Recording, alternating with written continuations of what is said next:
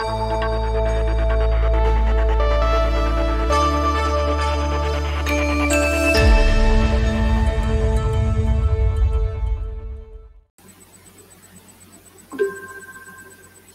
sejahtera, nama saya Li Sufang dari SMK Baru Miri.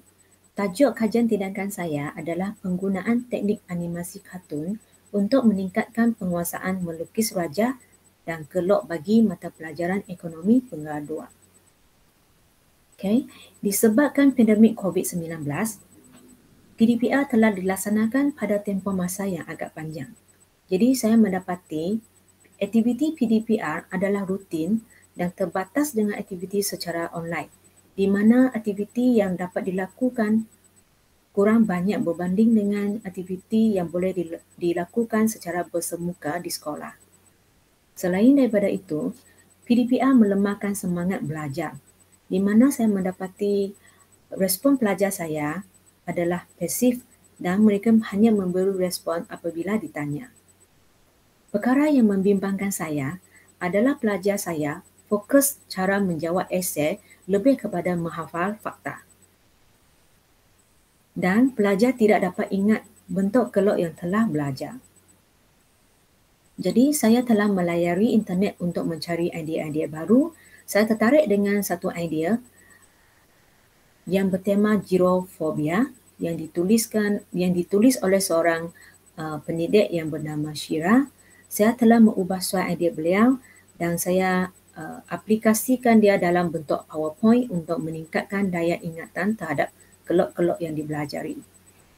Jadi kartun hero yang saya pilih adalah Superman, Spiderman dan Ultraman, di mana ketiga-tiga karakter ini merupakan karakter yang diketahui oleh secara umum dan dia famous. Dan objektif kajian saya secara am adalah menjadikan pembelajaran mudah diingati dan difahami dengan lebih berkesan di samping pembelajaran lebih menyeronokkan. Objektif khusus saya adalah pelajar dapat melukis dan membezakan raja pendekatan Y sama AI, suntikan dan bocoran, dan ADAS dengan betul. Dan kedua, menjawab soalan esei yang bertanya raja agar dapat meningkatkan penskoran markah di bahagian esei.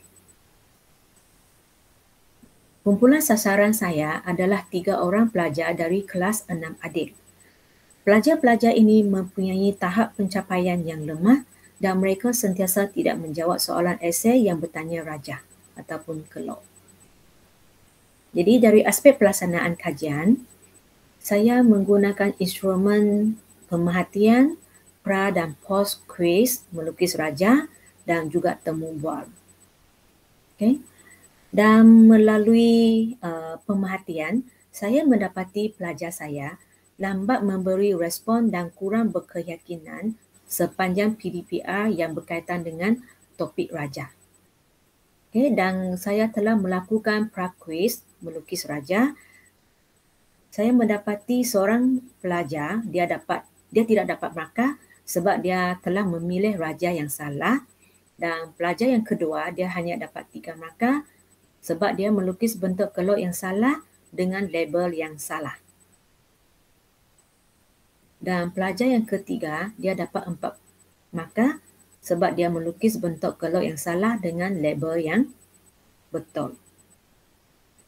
Ini adalah contoh-contoh hasil pelajar sebelum teknik diperkenalkan. Contohnya label dia salah dengan bentuk kelok dia salah. Sepatutnya bentuk kelok bagi AS dia mencurun ke atas. Ini adalah contoh hasil pelajar yang belum lagi menguasai cara melukis kelok dengan betul. Dan melalui temu bual bersama 3 orang pelajar ini hasil respon daripada mereka, di mana pelajar A dia mengatakan bahawa dia keliru dalam membezakan antara raja dan dia tidak pasti menggambarkan raja ataupun merumuskan raja apabila ditanya. Pelajar B dia tidak dapat mengingati kelok yang diminta dan dia juga keliru dengan label-label yang sepatutnya. Pelajar C dia selalu keliru dengan bentuk kelok sebab agak banyak kelok yang telah dibelajari.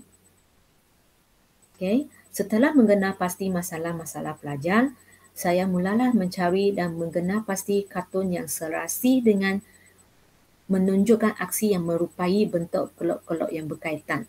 Jadi, saya telah memilih Superman untuk kelok Y sama AE, Spiderman untuk kelok suntikan dan bocoran, Ultraman untuk kelok AD dan AS. Dan saya telah menghasilkan dan menggunakan PowerPoint animasi kartun untuk menerangkan cara melukis kelok-kelok, dan cara ini telah didedahkan setiap kali PDP yang berkaitan dengan raja yang berkenaan. Dan seterusnya saya juga banyakkan latihan kuantitatif dan esei yang perlu melukis raja. Okay. Kajian ini dilakukan selama 4 minggu. Selepas 4 minggu, saya menjalankan post quiz melukis raja dan pemerhatian dan juga temu bual. Okay. Ini adalah contoh teknik yang saya lakukan, contoh teknik animasi lah, di mana aksi-aksi superhero ini memang serasi dengan bentuk kelok lah. Okay, ini adalah Spiderman. Aksi dia memang menunjukkan kelok yang serasi.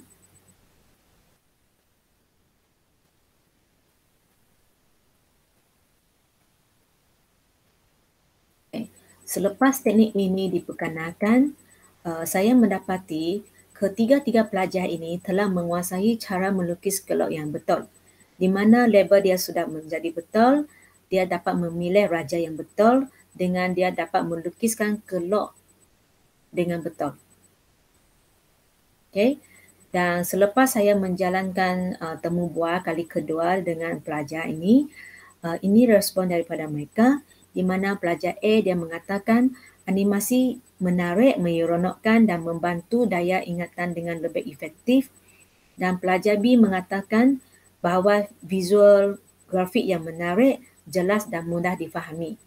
Pelajar C dia mengatakan bahawa dia telah mampu mengingati apa yang disampaikan dan lebih berkeyakinan diri. Okay. Selepas habis kajian tindakan ini, saya mendapati kajian yang saya buat memang ada kekuatan dan juga ada kelemahannya. Kekuatan kajian ini ataupun teknik ini memang dia banyak membantu pelajar meningkatkan kefahaman, daya ingatan dan keyakinan diri di samping menjadikan suasana PDP lebih ceria dan menyeronokkan. Tapi kelemahannya, dia kurang sesuai digunakan untuk semua topik yang mempunyai raja, sebab jika terlalu banyak kartun digunakan, keberkesanannya akan terjejas. Jadi, cadangan ini memang sesuai terus digunakan untuk pelajar yang lemah mengingati bentuk raja. Kaedah ini juga akan cuba digunakan dalam sukatan penggal 1 kerana penggal 1 lebih banyak raja perlu dibelajari berbanding dengan penggal 2. Okey, sekian, terima kasih.